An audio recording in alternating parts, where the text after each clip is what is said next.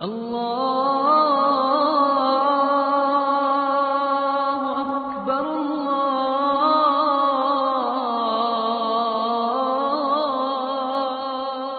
اکبر۔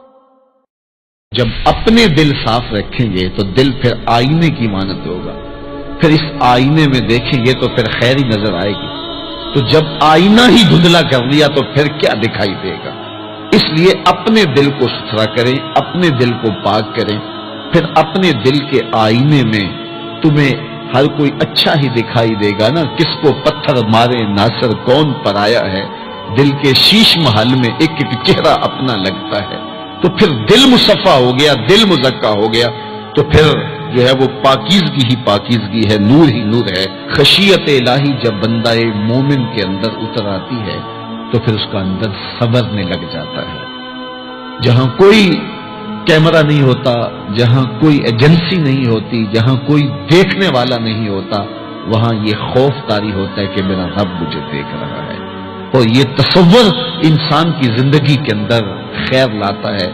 خشیت الہی باطن کو نکھارتی ہے، سجدوں میں لذت پیدا کرتی ہے، رکوع اور قیام میں سرور پیدا کرتی ہے، یہ نیتوں کے اندر خلوص اور للہیت پیدا کرتی ہے، یہ تمہارے اعمال کے اندر حسن پیدا کرے گی۔ اگر اللہ کی خشیت باطن میں نہیں ہے تو کھوکھلے عمل ہوں گے، ریا ان پر مسلط ہو جائے گی، دکھلاوا آ جائے گا، عجب آ جائے گا۔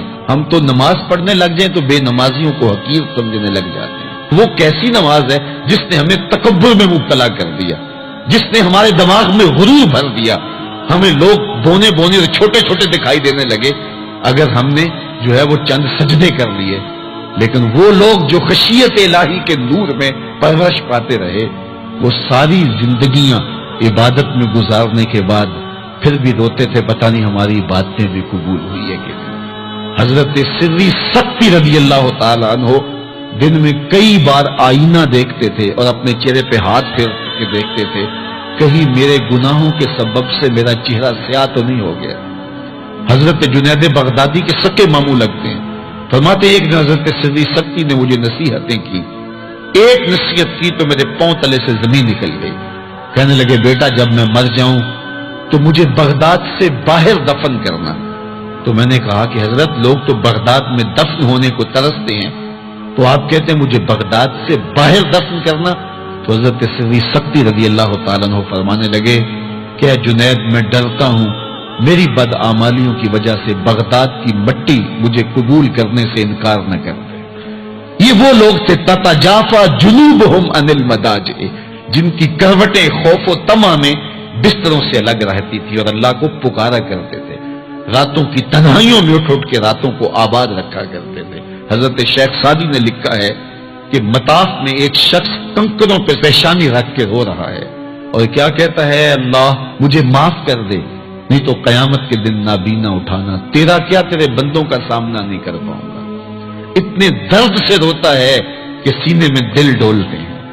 ایک شخص تو اپنا طواف چھوڑ کے اس کے پاس کھڑا ہو گیا تو اس کی پشت پہ ہاتھ پھیرنے لگا، حوصلہ رکھ اللہ بڑا کریم ہے، حوصلہ رکھ اللہ بڑا رحیم ہے، اور اس کو تسلی دینے لگا۔ اور وہ اتنے درد سے روتا ہے، اس کی چیخیں سنی نہیں جاتی، مطاف کے کنکروں پہ اس کے آنسو گرتے ہیں اور کہتا ہے اے اللہ مجھے معاف کر دے نہیں تو نابینا اٹھانا، تیرا سامنا تو بڑی دور کی بات، تیرے بندوں کا سامنا نہیں کر پاؤں گا۔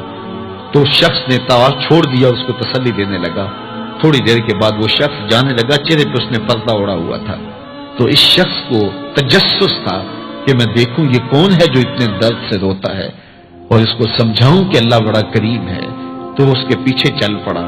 تو جب اس شخص نے نقاب سے پردہ اٹھایا تو اس شخص کی چیخیں نکل گئی، فائزہ ہوا الشیخ عبد القادر جیلانی۔ تو یہ زاروں کے تار رونے والا شیخ عبد القادر جیلانی تھا۔ آج پیر کہتا ہے کہ میں تمہیں بخشوا دوں گا، ضمانت فراہم کر رہا ہے۔ یہ حضرت غوث اعظم رضی اللہ تعالیٰ عنہ یہ خشیت، یہ عاجزی، یہ نیاز مندی اللہ کے حضور پیش کر رہے ہیں۔ جب تک خشیت کا یہ عالم بندے کو اوپر طاری نہیں ہوتا اتنی دیر تک اس کے عمل اس کے اندر عجز پیدا نہیں کریں گے، عجب پیدا کریں گے، ریاکاری پیدا کریں گے، تصنع پیدا کریں گے، وہ لوگوں کو حقیر سمجھنے لگ جائے گا۔ اور اس کائنات میں اس سے بڑا کیا جرم ہو کہ کوئی کسی کو حقیر سمجھے۔ تو تو کسی کو حقیر مت سمجھو، اپنے اعمال کا کیا یقین ہے کہ وہ قبول ہوئے کہ نہیں۔